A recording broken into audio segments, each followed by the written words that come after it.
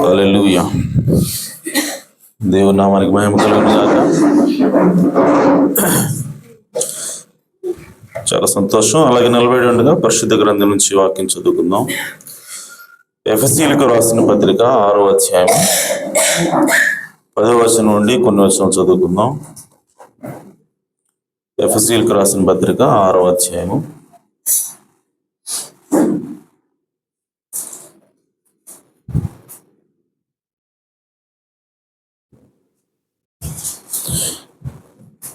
10వ వచనం నుండి. ప్రభు యొక్క మహాశక్తిని బట్టి ఆయన యందు బలవంతులై ఉండి మీరు అపవాది తంత్రమును ఎదిరించుటకు శక్తిమంతులగినట్లు. మనం శక్తిమంతులు కావాలి అని అంటే దేవుడిచ్చే సర్వాంగ కవచమును ధరించుకోవాలి. ఏలైనగా మనం పోరాడునది శరీరులతో కాదు గాని ప్రధానులతోనూ అధికారులతోనూ ప్రస్తుత అంధకార సంబంధులకు లోకనాథులతోనూ ఆకాశ మండలమందున్న దురాత్మల సమూహములతోనూ పోరాడుచున్నాము. అందుచేతను మీరు ఆపద్దినమందు వారిని ఎదురించుటకును సమస్తము నెరవేర్చిన వారే నిలవబడుటకును శక్తివంతులగినట్లు దేవుడిచ్చు సర్వాంగ కవచమును ధరించుకొనుడి. ఎలాగనగా మీ నడుములకు సత్యమును దట్టి కట్టుకుని నీతియను మహిమరువు తొడుక్కొని పాదములకు సమాధాన సువార్తలైన సిద్ధ మనస్సును జోడు తొడుక్కొని నిలవబడుడి.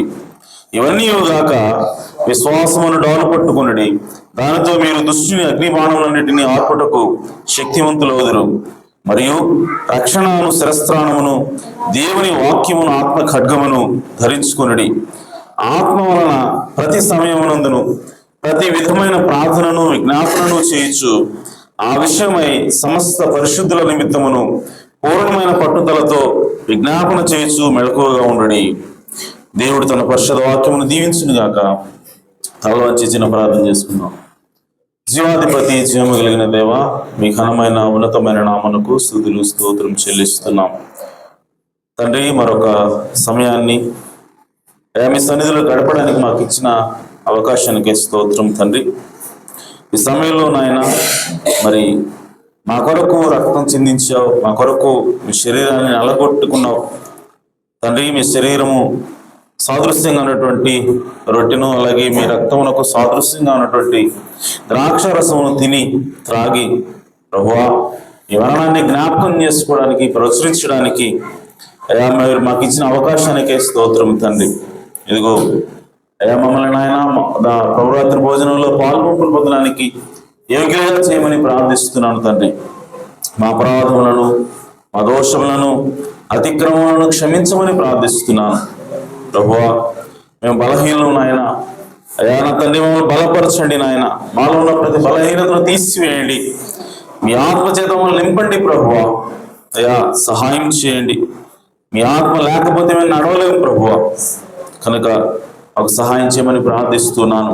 అలాగే చదవని వాక్య భాగం నుంచి ప్రభువా మీరు ఏదైతే ఏ ఉద్దేశంతో అయితే ఈ వాక్యం రాయించి ఉన్నారో ఆ ఉద్దేశం నాకు బయలుపరచండి నాయన. తద్వారా మా విశ్వాసమును నాయన పురికొల్పండి అయా నా తండ్రి. ఇంకా మెరుగైన క్రైస్తవునిగా అయా జీవించడానికి మాకు అవకాశం ఇవ్వమని ప్రార్థిస్తున్నాను అయా. ఇక్కడికి వచ్చినప్పటికంటే తిరిగి వెళ్ళేటప్పుడు ఇంకా మెరుగైన క్రైస్తవులుగా తిరిగి వెళుదుముగాక ప్రభువా. అలాంటి ప్రభువా బలమైనటువంటి మీ ఆత్మచేతనైన మీరే దిగి వచ్చి మా అందరితో మాట్లాడమని, మమ్మల్ని దీవించమని, ఆశీర్వదించమని మా ప్రభువును రక్షకుడునైనా యేసుక్రీస్తు నామములో ప్రార్థించటి వేడుకుంటున్నాను పరమ తండ్రి. ఆమేన్. ఆమేన్. దయచేసి కూర్చోవచ్చు. Praise the Lord. హల్లెలూయా. చాలా సంతోషం. మరి దేవుడు మనకు మరి ఒక సమయాన్ని ఇచ్చాడు. మరి దేవుని వాక్యం చుట్టూ చేరి మరి మనందరం కూడా ఈ విధంగా ఆనందించడం కంటే గొప్ప భాగ్యం లేదు. మరి దేవుని సన్నిధిలో ఒక దినం గడుపుట 1000 దినముల కంటే కూడా శ్రేష్టము. సో ఈ భూమి మీద ఏదైనా సరే క్వాలిటీ టైం అంటే అమూల్యమైనటువంటి సమయం ఏదైనా ఉన్నది అని అంటే అది దేవుని సన్నిధిలో గడిపే సమయమే. హల్లెలూయా. అందుని బట్టి దేవునామానికి మహిమ కలుగును గాక. ఎందుకనంటే దేవుని మాటలు మనకి అలాంటి ఉన్నతమైనటువంటి జ్ఞానాన్ని ఇస్తాయి, మనకి ఉన్నతమైనటువంటి మార్గాన్ని ఇస్తాయి. అలాగే ఆ మాటలు అబద్ధం కాదు కానీ సత్యమై ఉన్నాయి. హల్లెలూయా. అబద్ధం వల్ల మనకేమి ఒరగదు కానీ ఆమేన్, సత్యం వల్ల మాత్రమే మనకి స్వాతంత్రం వస్తుంది. ఆమేన్. కాబట్టి దేవుని ప్రతి మాట కూడా సత్యము. ఆ విషయాన్ని మనము ఖచ్చితంగా ఎల్లప్పుడూ జ్ఞాపకం చేసుకోవాలి. సో మనం బైబిల్ చదువుతున్నప్పుడు మనకు ఒక్కసారి ఎలా అనిపిస్తుంది అంటే మెకానికల్గా చదువుతూ ఉంటాం, అంటే యాంత్రికంగా, మనసు లేకుండా చదువుతూ ఉంటాం. యాంత్రికం అంటే ఏంటి? మనసు లేకుండా చదువుకుంటూ వెళ్ళిపోతూ ఉంటాం, మన లోపలికి వెళ్ళదు. సో అలాంటి పరిస్థితి మీకు ఎప్పుడైనా వచ్చిందో లేదో తెలియదు కానీ నేను మాత్రం అప్పుడు అలాంటి పరిస్థితుల్లోకి వెళ్తా ఉన్నప్పుడు నాకు ఏం జ్ఞాపకం చేసుకుంటానంటే, నేను చదివేటువంటి వాక్యము ఈ మాటలు ఏంటి అని అంటే ఈ మాటలు సత్యమైనవి. హల్లెలూయా. సో ఎప్పుడైతే ఆలోచనలో వస్తుందో ఆటోమేటిక్గా నేను చదివే ప్రతి మాట కూడా నా లోపలికి వెళ్తూ ఉంటుంది. చదివే ప్రతి మాట కూడా పట్టి నేను చదవగలుగుతాను. ఎందుకంటే నేను చదివిన ప్రతి మాట ఇది సత్యం కదా అన్న ఆలోచన లోపలికి వచ్చినప్పుడు ఆ సత్యం వలన నాకేదో ఒక ఆలోచన అదంటే నాకేదో ఒక లబ్ధి అనేది చేకూరుతూ ఉంటుంది. సో అది నాకు ఉపయోగపడుతుంది అన్నటువంటి ఆలోచన వస్తుంది కాబట్టి ఆ వాక్యం నా హృదయంలోకి వెళ్తుంది. హల్లెలూయా. సో కాబట్టి మనం వాక్యం చదివేటప్పుడు యాంత్రికంగా అయిపోతూ ఉంటాం, అవునా కదా? మీకు ఎవరికి జరగలేదేమో అయితే? జరిగితే ఆమెనే చెప్పండి. ఓకే. సో మీకు ఎవరికి జరగలేదు, మీరు అందరూ మంచోళ్ళు. ఓకే. సో మీరు ఎప్పుడు అసలు భక్తి పనులు మీరు ఎలాంటి తప్పులు చేయరు. ఓకేనా? నేను మాత్రం ఇక్కడ ఒక పార్టీలో ఉన్నాను, గుర్తించండి. సో నా ఎక్స్పీరియన్స్ మీద నేను మాట్లాడుతున్నాను. ఆమె. సో కాబట్టి ఆ వాక్యం చదివేటప్పుడు మనం ఖచ్చితంగా మనం గుర్తించాల్సిన విషయం ఏంటంటే బైబిల్ తెరవకముందే మనం ఒకటి అనుకోవాలి. ఏంటంటే ఇప్పుడు నేను సత్యమైనటువంటి దేవుని వాక్యాన్ని చదవబోతున్నాను అని. అప్పుడు మనం బైబిల్ తీసినప్పుడు ఆ వాక్యం మనం పట్టుకోవడం అనేది జరుగుతుంది. అలా కాకుండా ఏదో మెకానికల్గా యాంత్రికంగా ఏదంటే చదవాలి కాబట్టి ఉదయం చదవాలన్నారు, లేదంటే సాయంత్రం చదవాలన్నారు కాబట్టి చదువుతూ ఉంటే అది మనకి ఎలాంటి ప్రయోజనం చేకూర్చదు. కానీ ఆ మాట మన లోపలికి వెళ్ళాలి, హృదయం లోపలికి. దేవుని వాక్యం ఇది, దేవుని వాక్యం, దేవుని మాట సత్యము. ఆయన ఒక మాట రాస్తాడంటే అది ఖచ్చితంగా నిజమైతేనే రాస్తాడు ఆయన. హల్లెలూయా. సో కాబట్టి ఆ ఆలోచన మనకు వచ్చినప్పుడు మనకి అది స్వాతంత్రాన్ని తీసుకొస్తుందని దేవుని వాక్యం తెలియజేస్తా ఉంది. ఆమేన్. కాబట్టి వాక్యం చదివేటప్పుడు ఆ విధంగా మనం చదవాలి. అలాగే ప్రియ సోదరి సోదరా, ఇక్కడ ఆ మాటలు, దేవుని మాటలు మనం వింటున్నప్పుడు అవి మనకి జ్ఞానాన్ని ఇస్తాయి. ఆమేన్. సో ఈ లోకంలో ఏది కూడా మనకి జ్ఞానాన్ని ఇవ్వదు, కానీ దేవుని మాటలు మాత్రమే మనకు జ్ఞానాన్ని ఇస్తాయి. దేవుని ఎడల భయభక్తులు కలిగిన జ్ఞానం నాకు మూలం. నేను ఒక్కోసారి ఆలోచిస్తూ ఉంటాను, అంటే ఈ లోకంలో అనేక మంది జ్ఞానులు ఉన్నారు, సైంటిస్టులు ఉన్నారు. వీళ్ళందరూ ఏ విధంగా వాళ్ళు ఆ జ్ఞానాన్ని సంపాదించారు అన్న ఆలోచన వచ్చి నాకు చాలా ఆశ్చర్యం వస్తుంది. ఎందుకంటే నేను ఇంజనీరింగ్ కాబట్టి అందులో పెద్ద పెద్ద కాంప్లికేటెడ్, క్లిష్టమైనటువంటి ఈక్వేషన్స్ వస్తూ ఉంటాయి. మామూలుగా బోర్డు మీద వాటిని చూస్తేనే మనకి మైండ్ పోతుంది. దాన్ని చదవటం కాదు, అర్థం చేసుకోవడానికి ప్రయత్నించడం కాదు, కేవలం ఆ ఈక్వేషన్స్ చూస్తేనే మైండ్ పోతుంది. ఏంటిది, ఇది చదవగలుగుతామా, ఇది మనకు అర్థమవుతుందా అన్నట్లే ఉంటాయి. అంత కాంప్లికేటెడ్ థింగ్స్ అవన్నీ కూడా నాకు అనిపిస్తుంది, ఈ సైంటిస్ట్ ఎలాగా వాళ్ళు ఏ విధంగా దాన్ని గ్రహించగలిగారు, వాళ్ళకి ఏ విధంగా అర్థమైనవి ఇవన్నీ అని అన్నప్పుడు నాకు ఒకటి జ్ఞాపకం వస్తుంది. ఏంటంటే వాళ్ళందరూ కూడా అంటే దేవుని వాక్యం పట్ల అంటే వాళ్ళ జీవితాలని, శాస్త్రవేత్త యొక్క జీవితాలని మనం లోపలికి వెళ్ళి చూస్తే దేవుడే వారికి ఆ జ్ఞానం ఇచ్చాడు. హల్లెలూయా. ఎందుకంటే మోస్ట్ ఆఫ్ ద సైంటిస్టులు అందరూ కూడా క్రిస్టియన్ బ్యాక్గ్రౌండ్గా ఉండటం వల్ల వాళ్ళందరికీ చిన్నతనం నుంచే వాక్యము అనేది వాళ్ళకి అలవాటు అవడం వల్ల, దేవుని యెడల భయభక్తులు వాళ్ళకి అలవాటు అవడం వల్ల ఆ ఆటోమేటిక్గా జ్ఞానాన్ని వాళ్ళు పొందుకుంటూ ఉంటారు. కొంతమంది దాన్ని గ్రహిస్తారు, కొంతమంది దాన్ని గ్రహించరు, అది వేరే. కానీ వాళ్ళకి మాత్రం ఆ జ్ఞానం ఎక్కడి నుంచి వస్తూ ఉంది అని అంటే, ఆ అండర్స్టాండింగ్ ఎక్కడి నుంచి వస్తూ ఉందంటే వాళ్ళు చిన్నతనం నుంచి ఆ బ్రాటప్, వాళ్ళు పెరిగిన విధానంలో నుంచి వాళ్ళకి భయభక్తులు వస్తున్నాయి దేవుడి మీద. ఈ బైబిల్ ఆటోమేటిక్గా వాళ్ళు చిన్నప్పటి నుంచే చదవటం వల్ల అంతర్లీనంగా వాళ్ళకి తెలియకుండానే, కొంతమందికి తెలియకుండా కొంతమందికి తెలిసి దేవుడు వాళ్ళకి జ్ఞానాన్ని ఇస్తా ఉన్నాడని నాకు అర్థమైంది. ఆమేన్. కాబట్టి ఈరోజు నువ్వు చదువుకున్నా చదువు లేకపోయినా, నువ్వు ఏ ప్రొఫెషన్లో ఉన్నా సరే, ఏ వృత్తిలో ఉన్నా సరే, ఆ వృత్తిలో నువ్వు ఎక్సెల్ అవ్వాలి. అంటే నువ్వు దానిలో వృద్ధి చెందాలి, దానిలో నిష్ణాతుడు అవ్వాలి. అంటే నువ్వు ఖచ్చితంగా దేవుడి దగ్గరికి రావాలి. హల్లెలూయా. అప్పుడే దేవుడు నీకు అమితమైనటువంటి దానికి సంబంధించిన ఆ జ్ఞానాన్ని నీకు దేవుడు ఇస్తాడు. దానిలో నువ్వు నిష్ణాతుడు అవుతావు. ఆమేన్. సో కాబట్టి అందుకోసమే చిన్నతనం నుంచే మనం మన పిల్లలకి భయభక్తులు నేర్పాలి. దేవుడి యెడల భయభక్తులు నేర్పాల్సిన అవసరం ఎందుకు ఉందంటే, అందుకే నేను ఒకసారి ఆలోచిస్తాను సమాజాన్ని. కొంతమందిని నేను చూస్తాను, అంటే జనరల్గా మన యొక్క ఆలోచన ఎలా ఉంటుందంటే, ఒక వ్యక్తి సంస్కారం నేర్చుకోవాలి, ఒక వ్యక్తి మంచివాడిగా మారాలి, లేదా ఒక వ్యక్తి జ్ఞానవంతుడిగా మారాలి అని అంటే లోకం ఏం చెప్తుందంటే ముందు చదువుకోవాలని చెప్తుంది. చదువుకున్న వాళ్ళకి జ్ఞానం వస్తుంది, చదువుకున్న వాళ్ళకి వినయం వస్తుంది, చదువుకున్న వాళ్ళకి ఎలా ప్రవర్తించాలో తెలుస్తుంది అని చెప్తారు. అది కొంతవరకు కరెక్ట్, కానీ అది పూర్తిగా నిజం కాదు. ఎందుకంటున్నానంటే, ఎంతో మంది ఉన్నత చదువులు చదివిన వాళ్ళు కూడా ఎంతో చండాలంగా జీవించేవాళ్ళు ఉన్నారు, మాట్లాడటం కూడా చేతకాని వాళ్ళు ఉన్నారు, సాటి మనిషిని గౌరవించడం కూడా తెలియని వాళ్ళు ఉన్నారు. పెద్ద చదివిన వాళ్ళు చెప్తుంది, పెద్ద చదువులు చదివిన వాళ్ళకి ఎలా ప్రవర్తించాలో కూడా తెలియట్లా, ఎలా మాట్లాడాలో కూడా తెలియని వాళ్ళు ఉన్నారు. దాని అర్థం ఏంటి? చదువు నీకు జ్ఞానాన్ని ఇవ్వదు, కానీ బైబిల్ కనుక మనం చదివితే, చదవటంటే నా ఉద్దేశం ధ్యానం చేస్తే, ఆమేన్, బైబిల్ కనుక నువ్వు నమ్మితే, ఇది దేవుని మాటలు, ఇది దేవుని వాక్యమే, ఇది దేవుడే తప్ప మరేదో కాదు అన్నటువంటి నమ్మకం నీకు ఈ గ్రంథం మీద వస్తే నువ్వు చదువుతావు. ఆటోమేటిక్గా చదివినప్పుడు వచ్చేటువంటి ఆ జ్ఞానము నేను నిజంగా ఖచ్చితంగా మంచి మనిషిగా తయారు చేస్తుంది. ఇది గ్యారెంటీ. ఎందుకనంటే మీరు బైబిల్లో నిజంగా వేరుపారేటువంటి, బైబిల్ని నిజంగా ధ్యానించినటువంటి ఏ మనుషునైనా చూపించండి, ఎవడైనా సరే అమర్యాదగా ప్రవర్తించేవాడిని చూపించండి, ఎవడైనా సరే తాగినోడు నాకు చూపించండి, ఎవడైనా సరే విచారణ చేసేవాడు నాకు చూపించండి, ఎవడైనా సరే ఎదుటివాడిని అవమానించేవాడు నాకు చూపించండి. మీరు చూపించలేరు.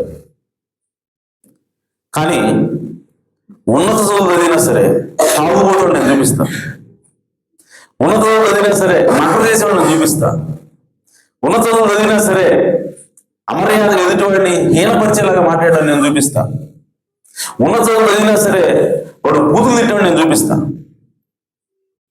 ఇలాంటి క్యారెక్టర్ని బైబిల్ చదివే వాళ్ళు మీరు చూపించగలరా? బైబిల్ నిజంగా ధ్యానించే వాళ్ళు మీరు చూపించగలరా? చూపించలేరు. ఎందుకంటే ఒక మనిషిని నిజంగా మనిషిగా, జ్ఞానుడిగా, జ్ఞానవంతుడిగా మార్చేది ఏంటంటే కేవలం దేవుని వాక్యం మాత్రమే. హల్లెలూయా.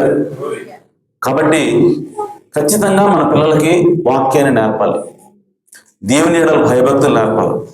ఆమేన్. దాంతోపాటు వాళ్ళకి ప్రార్థన చేయటం నేర్పాలి.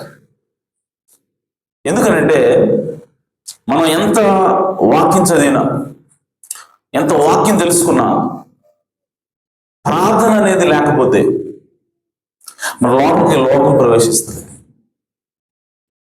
అంటే నీకు ఎప్పుడైతే నువ్వు నిజంగా దేవుని వాక్యాన్ని నువ్వు ధ్యానం చేస్తే, నిజంగా దేవుని వాక్యాన్ని నువ్వు నమ్మితే, నువ్వు ఖచ్చితంగా ప్రార్థన చేస్తావు. హల్లెలూయా. ఖచ్చితంగా ప్రార్థన చేస్తావు. ఎందుకనంటే నీవు శక్తివంతుడు కావాలంటే, ఈరోజు నా అంశం అదే, ప్రార్థన. ఆమేన్. చూడండి, ఇప్పుడే మనం చదువుకున్నాం 10వ వచనం. తుదకు ప్రభు యొక్క మహాశక్తిని బట్టి ఆయన యందు బలవంతులై ఉండుడి. బలవంతులుగా ఉండాలి అని చెప్తున్నాడు పౌలు గారు. బలవంతులు కావాలంటే ఏం చేయాలంట? మీరు బలవంతులు అయితే ఏం చేస్తారు అంటే అపవాది తంత్రమును ఎదిరించడానికి శక్తిమంతులు అవుతారు. ఆమేన్. సో అపవాది యొక్క కుట్ర, అపవాది యొక్క ప్లాన్, అపవాది నేను ఏ విధంగా నాశనం చేయాలనుకుంటున్నాడో వాడి మనసు ఏంటో నువ్వు అర్థం చేసుకోవడానికి నువ్వు శక్తిమంతుడు అవ్వాలి. హల్లెలూయా. మరి అలా అవ్వాలి అంటే ఏం చేయాలి అని అంటే దేవుడు చెప్తున్నాడు కిందకి,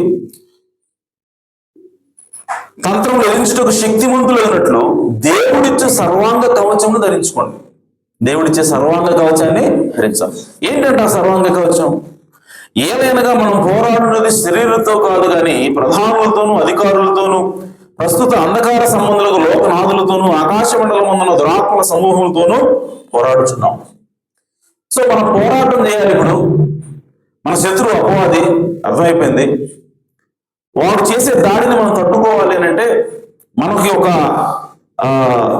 రక్షణ కవచం ఉండాలి, ఒక సైనికుడి డ్రెస్ ఉండాలి. సో ఆ డ్రెస్ ఏంటో చెప్పే ముందు పౌలు గారు ఏమంటాడంటే, ఈ డ్రెస్ ఎలాంటిదో చెప్పే ముందు పౌలు గారు అంటున్నాడు, మనం ఎలాంటి వాళ్ళతో పోరాడుతున్నామో మీరు తెలుసుకోండి అంటాడు. మన శత్రువు ఎలాంటి వాడు మీరు తెలుసుకోండి. మన శత్రువు అయినటువంటి అపవాదితో మనం పోరాడుతున్నామంటే దాని అర్థం మన శరీరంతో పోరాటం. అంటే మన ఎదురుగా ఉన్నటువంటి శత్రువు మనిషి కాదు, మన ఎదురుగా ఉన్నటువంటి శత్రువు రక్త మాంసాలతో ఉన్నాడు కాదు. మరి ఎవరు అంటే అపవాది సంబంధి అయినటువంటి దేవదూతలందరూ కూడా, పడిపోయినటువంటి దేవదూతలందరూ కూడా దురాత్మ సమూహాలుగా వాళ్ళు మన మీదకి వస్తున్నప్పుడు వాళ్ళతో మనం యుద్ధం చేస్తున్నాం. ఆమేన్.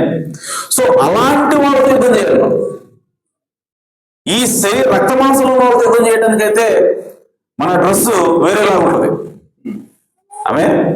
కానీ మనం ఎలాంటి వాళ్ళతో యుద్ధం చేయాలంటే దురాత్మల సమూహంతో యుద్ధం చేయాలి, మన శత్రువులు వాడు.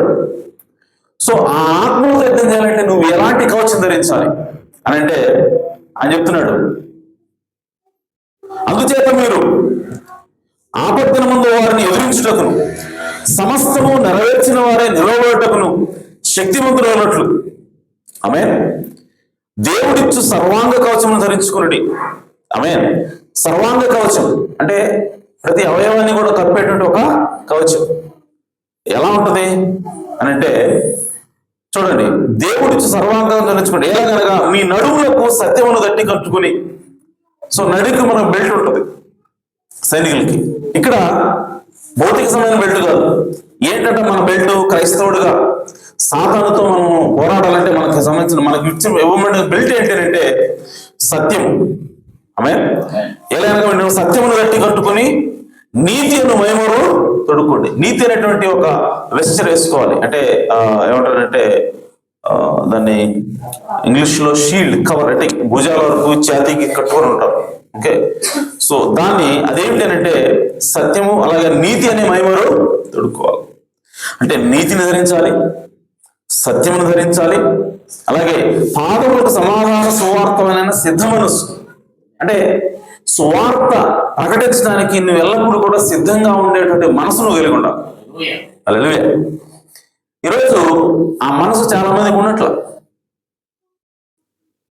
మనం చర్చకు వస్తున్నాం, మనం భక్తి చేస్తున్నాం, కానీ మన కుటుంబంలోనే మన భార్య భక్తి చేయలేకపోతుంది, కుమారుడు భక్తి చేయలేకపోతున్నాడు, భర్త భక్తి చేయలేకపోతున్నాడు. కానీ మనకి చేపట్టినట్టు కూడా ఉండట్లేదు. దాని అర్థం ఏంటంటే నీవు సువార్త అనేటువంటి సిద్ధ మనసు నీకు కలిగి లేదు. బైబిల్ ఇంకో మాట రాయబడింది, దేవుని ముద్ర ఒకటి ఉంది, సాతాను ముద్ర ఒకటి ఉన్నది. దేవుని ముద్ర పట్టుకొని ఆకాశంలో ఒక దేవదూత నిలబడి ఉన్నప్పుడు ఎవరి నొసటి మీద అయితే ఆ ముద్ర వేయబడుతుందో వాళ్ళు పరలోకానికి వెళ్తారు. సో ఆ విధంగా ఆ ముద్రను పట్టుకొని రెడీగా ఉంది దేవదూత. ఇప్పుడు ఆకాశం నుంచి ఒక స్వరం ప్రకటిస్తూ ఉంది, ఏమనంటే ఎవరికి ఆ ముద్ర వేయాలి, ఆమె ఎవరికి ఆ ముద్ర వేయాలి అని అంటే ఆ స్వరం చెప్తా ఉంది, ఎవరైతే పట్టణంలోని పాపములకు వ్యతిరేకంగా వాళ్ళు అంటే ప్రార్థన చేస్తూ ఉంటారు. ఆమె పట్టణంలో జరిగే పాపాలకు వ్యతిరేకంగా ఎవరైతే అంగలారుస్తుంటారో వాళ్ళకి దేవుని ముద్ర వెయ్యి. హల్లెలూయా. అంటే ఎవరైతే నాశనానికి పోయే మార్గంలో ఉన్నారో వాళ్ళ పట్ల తీవ్రత కలిగి, ప్రేమ కలిగి, వాళ్ళ కోసం ప్రార్థన చేసే వాళ్ళకి నీవు ఆ ముద్ర వెయ్యి అని బైబిల్ చెప్తాం.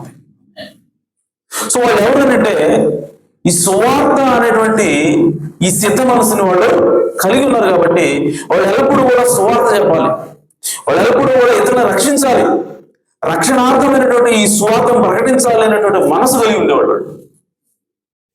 వాళ్ళు ఎక్కడ సాధారణ కార్యాలు కనపడుతూ ఉంటాయో, ఎక్కడ మనుషులు బంధింపబడి ఉంటారో, ఎక్కడ ఆత్మలు నశించిపోతూ ఉంటాయో అక్కడ దానికోసం వాళ్ళు విడుదల కోసం వాళ్ళు ఎప్పుడు ప్రార్థన చేసేవాళ్ళు ఉంటారు. హల్లెలూయా. ఈరోజు మన సంఘానికి అది కావాలి. ఖచ్చితంగా మన సంఘంలో ప్రార్థన చేయట్లేదు, మన కుటుంబం నుంచి మొదలవ్వాలి. ఎందుకంటే తీర్పు ఎప్పుడు కూడా మన ఇంటి నుంచి మొదలవ్వాలని బైబిల్ చెప్తాం. ఆమె సో మార్పు ఎక్కడి నుంచి మొదలవ్వాలంటే మన ఇంటి నుంచి మొదలవ్వాలి. కాబట్టి ప్రియ సోదరి సోదరులారా, దేవుని సేవకుడిగా నేను మీకు ఇచ్చేటువంటి సలహా లేదంటే మిమ్మల్ని ఎంకరేజ్ చేస్తున్నాను, మీ కుటుంబాల కోసం మొట్టమొదటిగా ప్రార్థన చేయండి. మీ కుటుంబాల్లో రక్షణ లేని వారి కోసం మీరు అంగలార్చండి. మీ కుటుంబాల్లో ఎవరైతే నశించిపోతూ ఉన్నారో వాళ్ళ కోసం, వాళ్ళ రక్షణ కోసము మీరు తీవ్రంగా ప్రార్థన చేయాలి. ఆమేన్. సో అలా చేయాలి అంటే నీకు సువార్త చెప్పడానికి కావాల్సిన సిద్ధ మనసు నీకు ఉండాలి. ఆమేన్.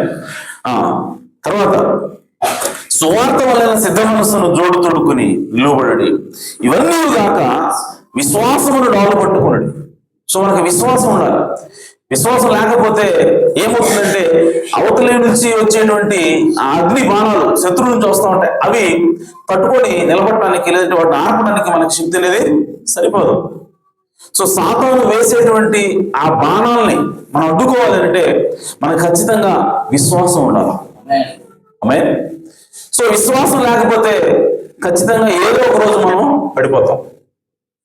ఎందుకంటే సాతాను ఎల్లప్పుడూ కూడా మన మీదకి బాణాలు వదులుతూ ఉంటాడు. మనం పడగొట్టడం కోసం వాళ్ళు ఎప్పుడు కూడా మన మీద టార్గెట్ చేసేవాడు వదులుతూ ఉంటాడు. సో దాన్ని తట్టుకొని నిలబడాలి అంటే మనకు కావాల్సింది ఏంటంటే విశ్వాసం కావాలి. ఆమేన్. సో దేని మీద విశ్వాసము? అసలు విశ్వాసం అంటే ఏంటి అని అంటే, విశ్వాసం అనగా ప్రవక్త నాడు ప్రత్యక్షత అన్నాడు. ఆమేన్. సో విశ్వాసం అనగా ప్రత్యక్షత. సో ఎప్పుడైతే నీకు ప్రత్యక్షతతో కూడినటువంటి విశ్వాసం వస్తుందో, ఆమేన్. ఇక్కడ రెండు రకాలుగా చెప్తాను. ఒకటేంటంటే ప్రత్యక్షత లేని విశ్వాసం ఉంటుంది, అది గుడ్డి నమ్మకం అంటారు దాన్ని. అలాగే రెండవది ప్రత్యక్షతతో కూడిన విశ్వాసం ఉంటుంది. ఆమేన్.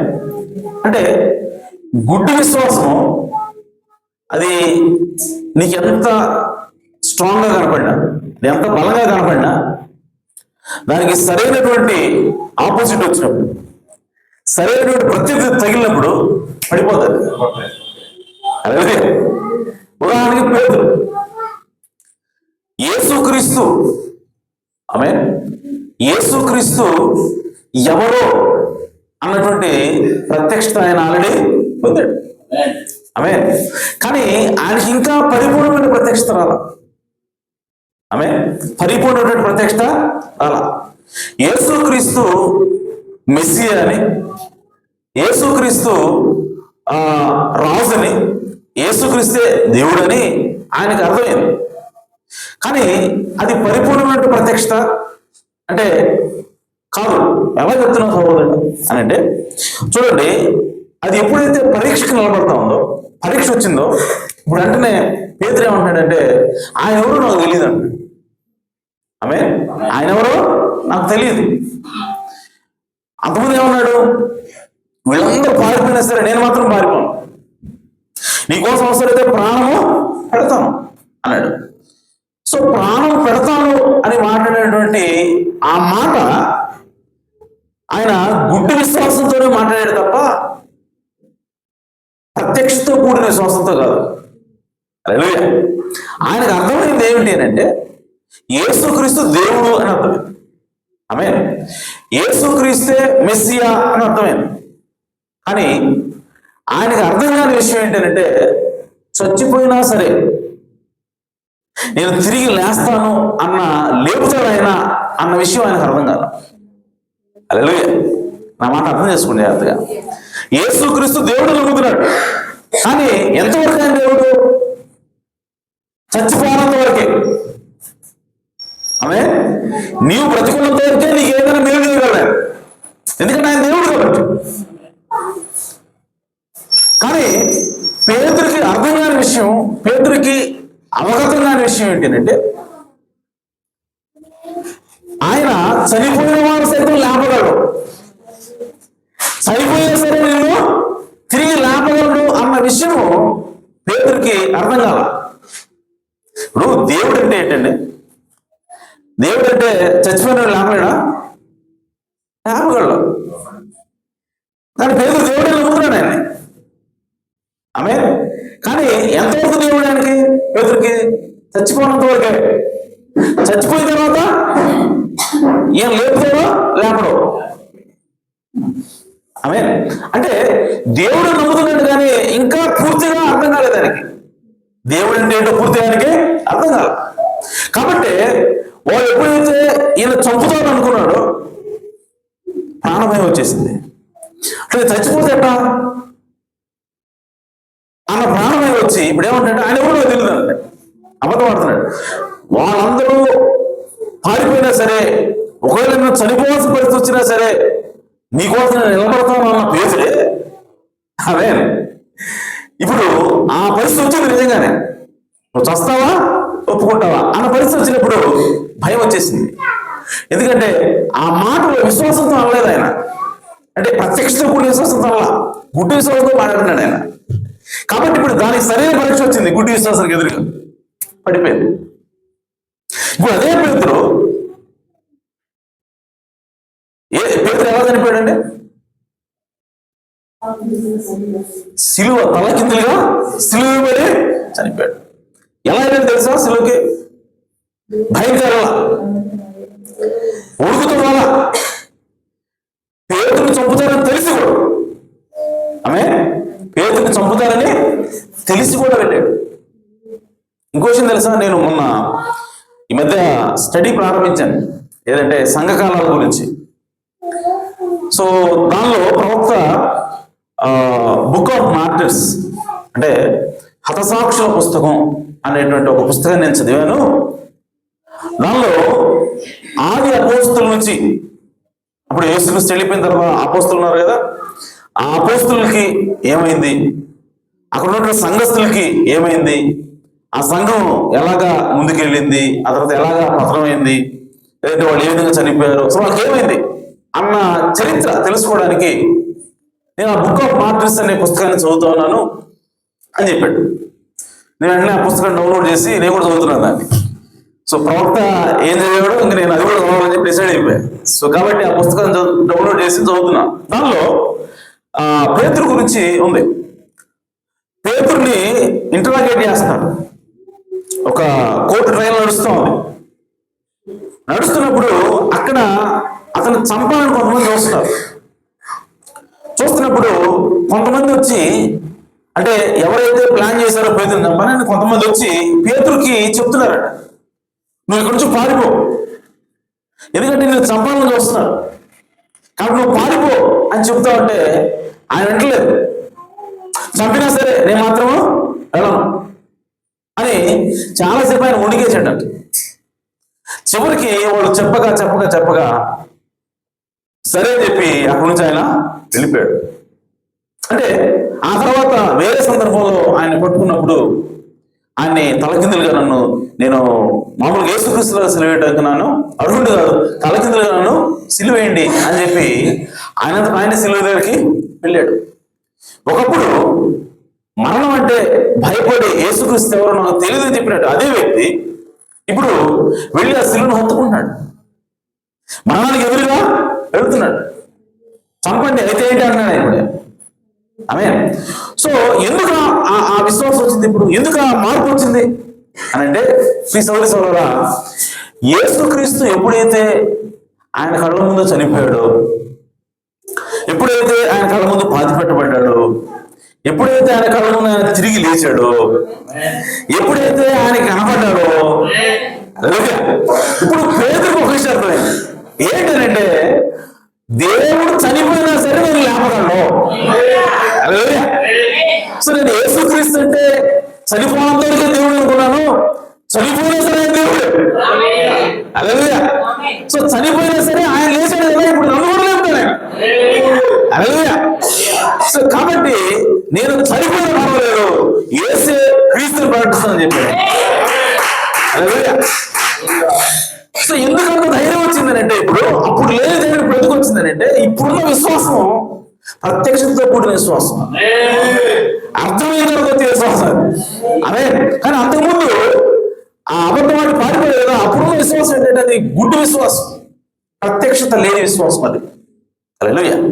సో కాబట్టి విశ్వాసం అనేది ప్రత్యక్షత అయినది, ప్రత్యక్షత వచ్చేది అసలైన విశ్వాసం అయినది.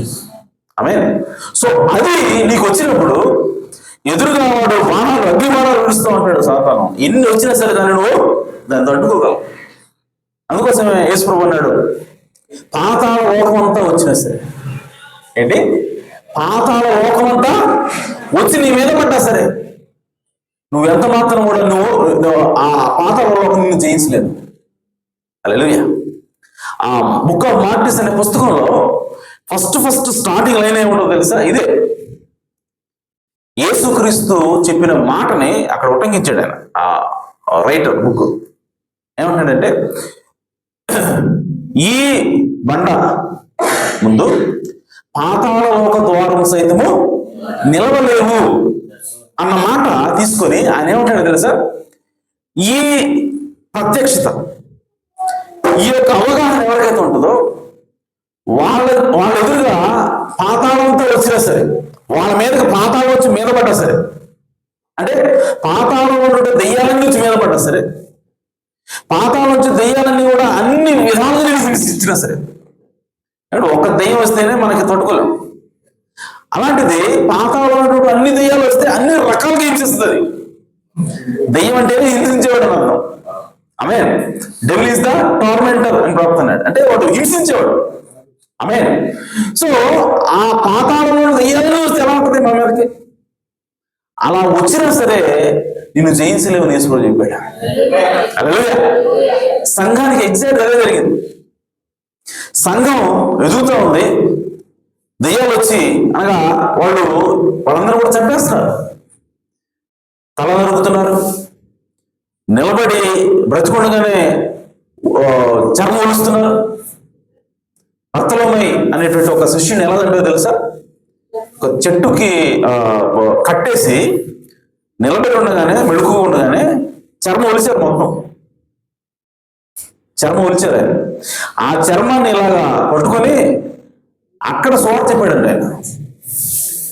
ఆయన ఒలిచిన చర్మాన్ని ఇలా చేతిలో వేసుకొని కప్పుకునేట యేసుక్రీస్తు దేవుడు నమ్మని చెప్పాడంట. అంటే ఆ విధంగా హింసించినా సరే చూడండి, ఎందుకంటాడంటే దెయ్యం పాతాళంతో చూడలేపడ్డా సరే భర్తలో మీద తగ్గాడా అట్లా భర్తలో మీద సాధించాడు. భర్తలో యేసుక్రీస్తు దేవుడు కాదు ఒప్పుకున్నాడా, ఒప్పుకోరా.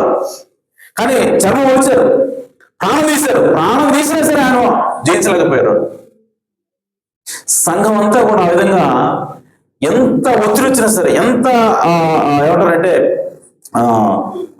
ప్రాణాలు వేస్తున్నా సరే సంఘం ఎప్పుడు కూడా వెనకబడలేదు, జనం ఎప్పుడు జారిపోలేదు, అంతకంత వృద్ధి చెందింది.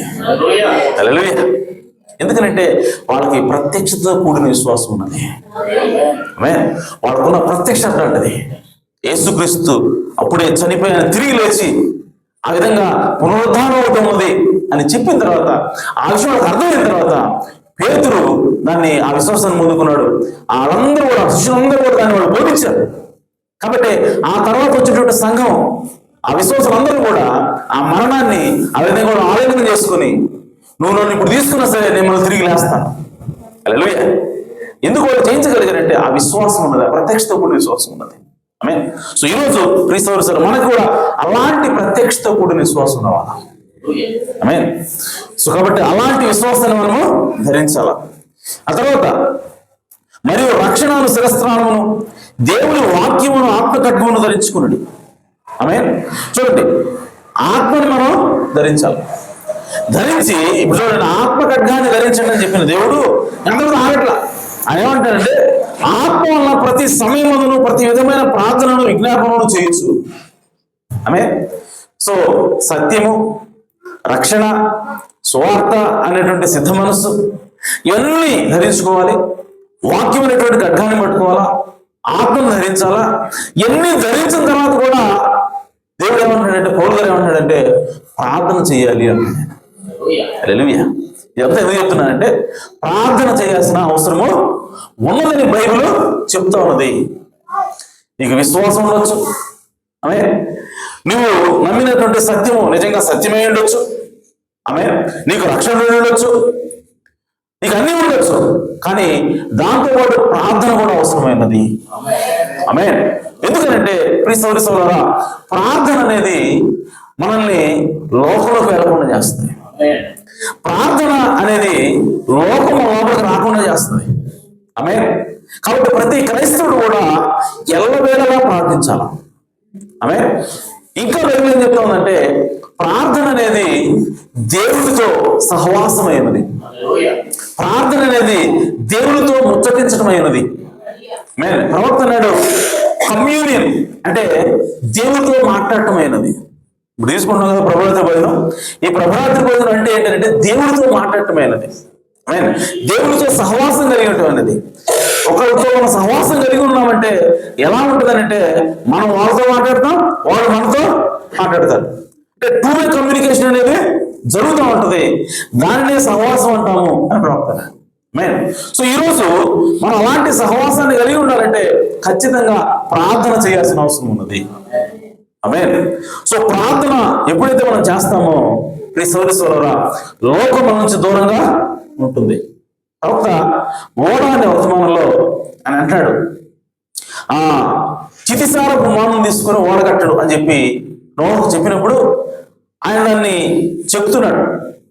ఓడ సిద్ధం చేశాడు. ఓడ సిద్ధం చేసేటప్పుడు ఆ చెక్కలన్నీ కూడా చెక్కి ఎక్కడ ఏ చెక్క వేయాలో అంతా కూడా ఫిక్స్ చేసిన తర్వాత దాని మీద ఏం మోస్తున్నాడు అంటే ఆయన తాడును మోస్తా ఉన్నాడు. ఆమె దాని మీద తాడును పోసినప్పుడు ఆ చితిసారకం మానున్నటువంటి ఆ రంధ్రాలు ఏవైతున్నాయో ఆ రంధ్రాలు ఏం చేస్తున్నాయంటే ఆ జారుతున్నటువంటి లేదంటే ద్రవంలాగా ఉన్నటువంటి ఆ తాడుని పీల్చుకుని ఆ రంధ్రాలన్నీ కూడా పూడిపోయిన తర్వాత ఆ తారంతా కూడా ఆరిపోయిన తర్వాత అది గట్టిగా తయారైపోతుంది. సో ఇప్పుడు నువ్వు మేకు పెట్టి కొట్టినా కూడా చాలా స్ట్రాంగ్ గా ఉంటుందంట, దిగదంట సరిగా. ఓకే, సో కాబట్టి అలాంటి తాడుని ఆయన పోసినప్పుడు అది రంధ్రాలు పూడ్చి రంధ్రాలు లేనటువంటి ఒక కంప్లీట్ గా సీల్ చేయబడినటువంటి ఒక చెక్కలాగా దాన్ని తయారు చేస్తా ఉంది. ఆమె అయితే ఇప్పుడు ప్రవక్తన్నాడు ఆ తాడు అంటే ఏమిటంటే అది పరిశుద్ధాత్మైనది. హల్లెలూయా. సో లోకమును నీ లోపలికి రాకుండా అడ్డుకునేది ఏమిటి అంటే తాడు అయినది. ఆమేన్. అనగా పరిశుద్ధాత్మ నేను లోకము నీ లోపలికి రాకుండా అడ్డుకుంటుంది. కానీ ఆ తాడుని పూయటానికి ఆమేన్ నోరు ఒక కుంచెని ఉపయోగిస్తున్నాడు. ఆమేన్. బ్రష్ ఉపయోగిస్తున్నాడు. ప్రవక్త ఆ బ్రష్ ఏమిటి అని అంటే అది ప్రార్థన అయి ఉన్నది అన్నాడు. హల్లెలూయా. సో నువ్వు పరిశుద్ధాత్మ నీ జీవితంలోకి వచ్చినప్పుడు లోకం నీ లోపలికి రాదు, లోకానికి నీకు మధ్య పరిశుద్ధాత్మ నిలబడుతుంది. కానీ ఆ పరిశుద్ధాత్మ నువ్వు పూసుకోవాలంటే ఎలా పూసుకోవాలంటే ప్రార్థన ద్వారా నువ్వు పూసుకోవాల్సిన అవసరం. హల్లెలూయా. సో నీ జీవితంలో నువ్వు పరిశుద్ధాత్మ బాప్తిసం పొందాలి అంటే ఖచ్చితంగా నీవు ప్రార్థన ద్వారా దాన్ని సాధించగలుగుతావు. ఎందుకంటే పరిశుద్ధాత్మ అనగా దేవుని సన్నిధిలోకి నువ్వు వెళ్ళాలి అంటే ఖచ్చితంగా నువ్వు ధూపార్తిని తీసుకుని పోవాలి. ఆమె సో ఆ దేవుని గుడారంలో అతి పరిశుద్ధ స్థలంలోకి వెళ్ళడానికి ఆ ప్రధాన యాజకుడు ఎలా వెళ్తాడంటే ఆ ధూపార్తిని పట్టుకొని ఆ ధూపం వేస్తూ ఆ పొగ పైకి లేస్తా ఉన్నప్పుడు ఆయన ప్రార్థన చేస్తూ ఉంటాడు. ఆ పొగ పైకి లేస్తా ఉన్నప్పుడు బయట ఉన్నటువంటి ప్రజలు ప్రార్థన చేస్తూ ఉంటారు. ఆ పొగ పైకి లేస్తా ఉన్నప్పుడు స్తుతి హోలీ హోలీ హోలీ పరిశుద్ధుడు పరిశుద్ధుడు పరిశుద్ధుడు అనుకుంటా ఆ ప్రధాన యాజకుడు అతి పరిశుద్ధ స్థలంలోకి ప్రవేశిస్తాడు. అనగా దేవుడు ఎక్కడ నివాసం ఉంటున్నాడో ఆ నివాస స్థలంలోకి ఒక ప్రధాన యాజకుడు ప్రవేశించేలాగా చేసేది ఏమిటి అని అంటే ఆ ధూపమైనది. ఆమె సో ఇప్పుడు ఆ ధూపం ఏమిటి అని అంటే అవి పరిశుద్ధుల ప్రార్థనలు అయినవి. ఆమె సో అతి పరిశుద్ధ స్థలంలోకి పోవాలంటే నీవు ఆ ధూపం ద్వారానే వెళ్తావు. అనగా ప్రార్థనలు నిన్ను ఎక్కడ తీసుకెళ్తాయంటే దేవుని సన్నిధిలోకి తీసుకెళ్తాయి. హల్లెలూయా. సో ఇప్పుడు మనము ఇక్కడ కూర్చొని ప్రార్థన చేస్తే, భూమి మీద కూర్చొని మనం ప్రార్థన చేస్తామంటే మన ప్రార్థనలు మనల్ని ఎక్కడ తీసుకెళ్తాయి అంటే దేవుడి దగ్గర తీసుకెళ్తాయి. హల్లెలూయా. నువ్వు ఎక్కడే ఉంటావు భూమి మీద, కానీ నిన్ను పరలోకానికి తీసుకుపోయేది ఏంటంటే నీ ప్రార్థన. ఆమె నీ దాన ధర్మాలు నీ ప్రార్థనలు యెహోవా సన్నిధికి చేరి ఉన్నాయి. ఆమె అందుకే దేవుడిని పంపించాడు అన్నాడు. ఎవరు కొర్నేలు దగ్గరికి వచ్చినా దేవదూత. అంటే కొర్నేలు చేసే ప్రార్థన ఇప్పుడు కొర్నేలు ఎక్కడ తీసుకెళ్ళింది? దేవుడి సన్నిధిలోకి తీసుకెళ్ళింది. సో దేవుడి సన్నిధిలోకి నువ్వు వెళ్ళాలి అంటే దేవుడి చెట్టు ఒక వాహనం ఏంటంటే ప్రార్థన అయినది. హల్లెలూయా. కాబట్టి ప్రియ సోదరి సోదరా, దేవుడు ఏం కోరుకుంటూ ఉన్నాడంటే నీకు సత్యము, వాక్యము, ఆత్మ, సువార్త వీటన్నిటితో పాటు నీవు ప్రార్థన కూడా చేయాల్సిన అవసరం ఉన్నది. అప్పుడు దేవుడితో మనం సహవాసం కలిగి ఉంటాం. ప్రవక్త ఎల్లప్పుడూ కూడా దేవుడు అలాంటి సహవాసాన్ని కలిగి ఉంటాడు. ఆయన ఎల్లప్పుడూ కూడా దేవుడికి ప్రార్థన చేస్తూ ఉంటాడు. ఆయన ఎల్లప్పుడూ కూడా దేవుడి గురించి ఆలోచిస్తూ ఉంటాడు. నేను చాలాసార్లు చెప్తూ ఉంటాను, ఆయన కుమారుడు బిల్లీ పాల్ అయిన ఇద్దరు కలిసి రెస్టారెంట్లో కూర్చున్నప్పుడు ఆ రెస్టారెంట్లో పాటలు వినపడతా ఉన్నాయి. బిల్లీ పాల్ ఆ పాట వింటూ ఉన్నాడు. వింటూ తన కాలు ఇలా మూవ్ చేస్తున్నాడు, ట్యాప్ చేస్తున్నాడు మ్యూజిక్ తగ్గట్టు. అంటే ఆ పాటని బిల్లీ పాల్ ఆస్వాదిస్తూ ఉన్నాడు, వింటున్నాడు, దానిలోకి లీనమైపోయాడు. అప్పుడు బిల్లీ పాల్ అన్నాడు, డాడీ సాంగ్ భలే ఉంది కదా అన్నాడు. అన్నప్పుడు ప్రవక్త ఎక్కడో ఉన్నట్టుగా ఏంటి అని అన్నాడు. అనగానే ఇప్పుడు బిల్లీ పాల్ అంటున్నాడు, డాడీ నువ్వు ఎప్పుడు ఇక్కడ ఉండవా? ఎప్పుడు దేవుడితో ఉంటావు? నువ్వు దేవుడి గురించి ఆలోచిస్తూ ఉంటావా? నువ్వు ఎప్పుడు ఇక్కడ జీవించవా? మన ఇద్దరు ఇక్కడ ఉన్నాం, భోజనం చేయడానికి వచ్చాం, నాతో మాట్లాడు, అయితే నాతో ఉండు. లేదంటే ఈ సరౌండింగ్స్ ఏవైతే నువ్వు వాటిని ఆస్వాదించడం అది కదా మనం చేయాలి. నువ్వు ఎక్కడున్నా దేవుడితోనేనా? రెస్టారెంట్ పోయినా దేవుడితోనే మాట్లాడుతున్నావు, దేవుడి గురించి ఆలోచిస్తున్నావు. పనికి పోయినా దేవుడి గురించే ఆలోచిస్తున్నావు, వేటకు పోయినా దేవుడి గురించే ఆలోచిస్తున్నావు, ఎక్కడికి పోయినా సరే దేవుడి గురించి ఆలోచిస్తావు నువ్వు అని బిల్లీ పాల్ అడిగాడు. ఇప్పుడు ప్రవక్తున్నాడు, నీకు దేవుడు ఎల్లప్పుడూ నీతో ఉండాలి అంటే మనం ఎల్లప్పుడూ దేవుడి గురించే ఆలోచించాలన్నాడు. దేవుడు నీకు దగ్గరగా ఉండాలి అని అంటే దానికి ఉన్న ఏకైక మార్గం ఏంటంటే నువ్వు ఎల్లప్పుడూ దేవుని గురించి ఆలోచించు, దేవుని గురించి ఆలోచించు, దేవుని గురించి ప్రార్థించు. అప్పుడు దేవుడు నీకు దగ్గరగా ఉంటాడు. ఆ అమ్మాయి మార్గంలో ఆ ఇద్దరు మనుషులు నడుచుకుంటూ వెళ్తా ఉన్నప్పుడు వాళ్ళు ఎవరి గురించి మాట్లాడతారంటే యేసుక్రీస్తు గురించి మాట్లాడతారు. హల్లెలూయా. వాళ్ళు ఎప్పుడైతే యేసుక్రీస్తు గురించి మాట్లాడారో వాళ్ళ మధ్యలోకి యేసుక్రీస్తు వచ్చాడంట. హల్లెలూయా. సో ప్రవక్త అంటాడు, నీవు వాడు యేసుక్రీస్తు గురించి మాట్లాడుతున్నాడే వచ్చాడు. లోకం రాజకీయాల గురించి మాట్లాడితే వస్తాడాయన రాడు. ఆమె యేసుక్రీస్తు గురించి మాట్లాడగానే ఆయన వచ్చాడట. అలాగే ఈరోజు నీ దగ్గర యేసుక్రీస్తు రావాలనుకుంటున్నావా? నీతో పాటు యేసుక్రీస్తు ఎల్లప్పుడూ ఉండాలనుకుంటున్నావా? హల్లెలూయా. ఎంతమంది అనుకుంటున్నారు ఈరోజు? హల్లెలూయా.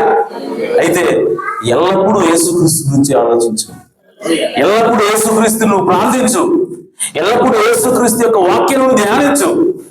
అప్పుడు యేసుక్రీస్తు ఎల్లప్పుడూ నీతో ఉంటాడు. నీతో సహవాసం చేయడానికి ఆయన సిద్ధంగా ఉన్నాడు. కాబట్టి ప్రియ సోదరి సోదరులారా, మనం ప్రతి సమయమందును మనం ప్రార్థించవలసిన అవసరము ఉన్నది. ప్రార్థించడం అనగా దేవునితో సహవాసం చేయటమై ఉన్నది. అలాగే ప్రార్థన చేసినప్పుడు మనం ఏం చేయాలంటే దేవుడితో మనం మాట్లాడటం ప్రార్థన. అలాగే దేవుడు మనతో మాట్లాడతాడంట. మళ్ళీ దానికోసం మనం వెయిట్ చేయాలి, దానికి సమయం ఇవ్వాలంట దేవుడికి.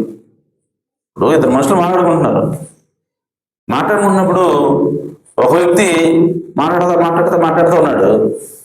ఓకే, ఇక అవతలాడు ఏదో చెప్పబోయేలోకి వెళ్ళిపోతే,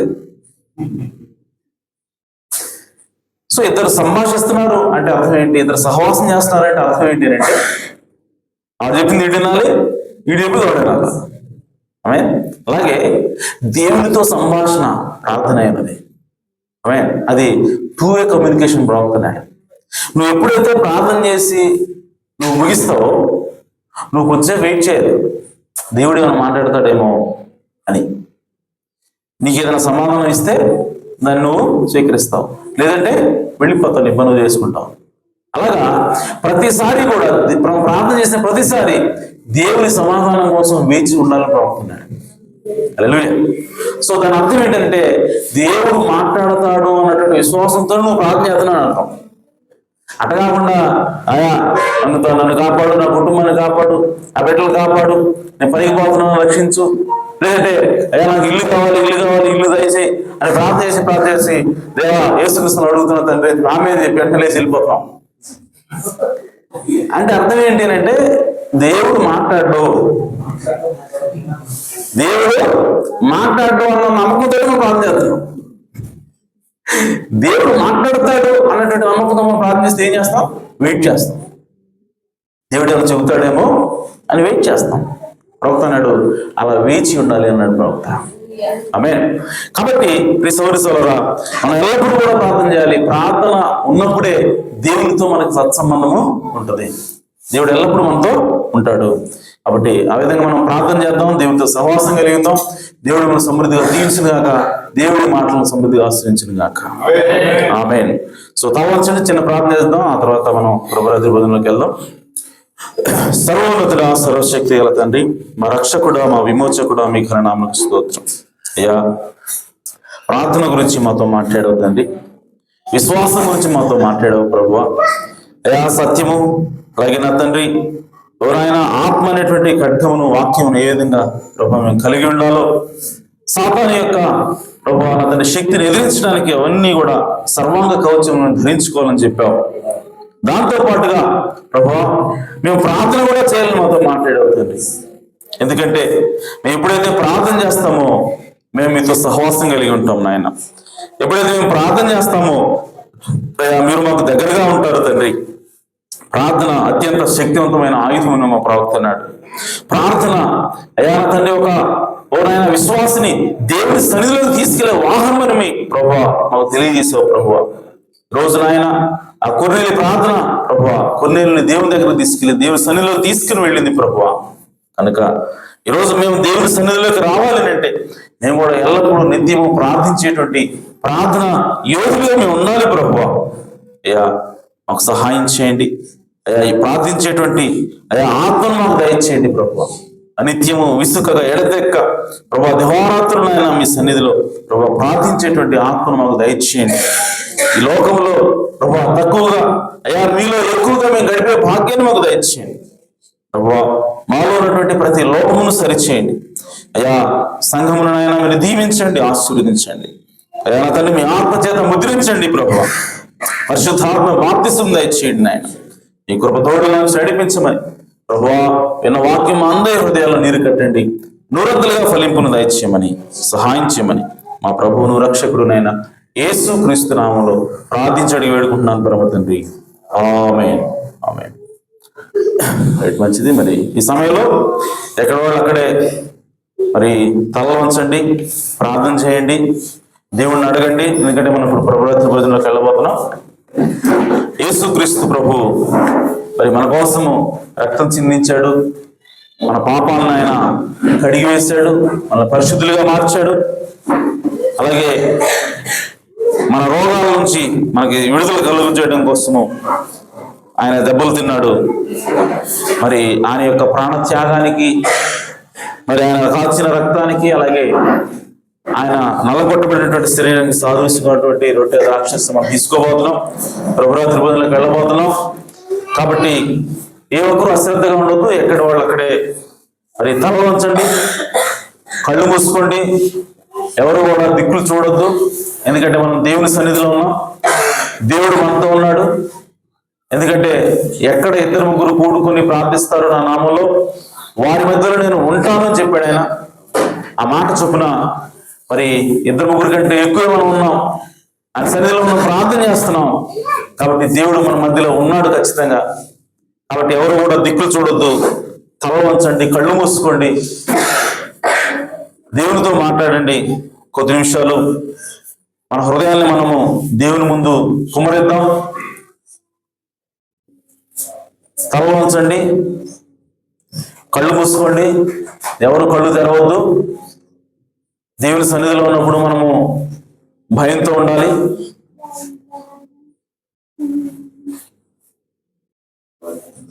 ఎవరికి వారుగా ప్రార్థన చేసుకోండి. ప్రభురాత్రి భోజనంలో పాలు పంపులు పొందడానికి నన్ను యోగ్యులుగా చేయి ప్రభువా అని ప్రార్థన చేద్దాం. ఎందుకంటే యోగ్యులుగా లేకుండా ప్రార్థన ప్రభురాత్రి భోజనంలో పాలు పంపులు పొందకూడదని, ఆ విధంగా పొందిన వారు అనేక మంది రోగగ్రస్తులయ్యారని, నిద్రిస్తున్నారని దేవుని వాక్యం తెలియజేస్తా ఉంది. కాబట్టి ప్రభురాత్రి భోజనంలో పాలు పంపులు పొందడానికి మనం సిద్ధపరచుకుందాం. దేవుని ముందు మన తప్పిదములు, అతిక్రమములు ఒప్పుకుందాం. అందరూ కూడా ప్రార్థనలో వ్యక్తిగతంగా ఎవరికి వారు ప్రార్థన చేసుకోండి. మౌనంగా ఉండొద్దు, ఎవరు ప్రార్థన చేయండి.